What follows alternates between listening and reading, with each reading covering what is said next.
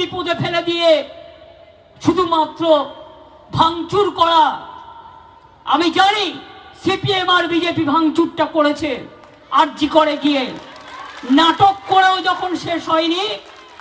আমি সাধারণ মানুষের প্রতিবাদকে স্যালুট জানাই, সাধারণ মা বোনেদের, সেখানে আমার কিছু বলার নেই, নিশ্চয়ই তারা তাদের ঠিক কাজ করেছেন বলে আমার মনে হয়।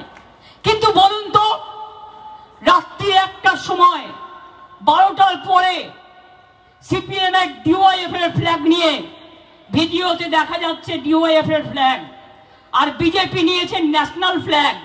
ন্যাশনাল ফ্ল্যাগ সব জায়গায় পলিটিক্যাল কাজে ব্যবহার করা যায় না।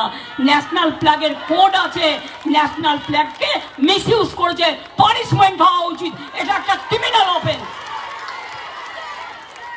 জাতীয় পতাকা নিয়ে কাউকে গুন্ডাগিরি করতে দেওয়া হয় না, জাতীয় পতাকাকে স্যালুট জানাতে হয়, সম্মান জানাতে হয়। মনে রাখবেন,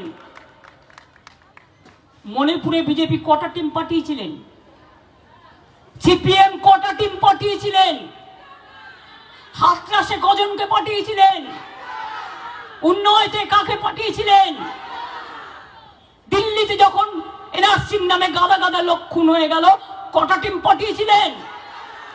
আজকে বাংলায় একটা ইঁদুর কামড়ালেও আপনাকে 55টা 154টা টিম পাঠাতে হয়, লজ্জা করে না? আমাকে আপনারা যা ইচ্ছে বলুন, আমার গায়ে ফসকা পড়বে না। আমি মার খেতে খেতে একটা জীবন্ত লাশ হয়ে গেছি। আমি যতদিন বাঁচবো মানুষের কাজ করব।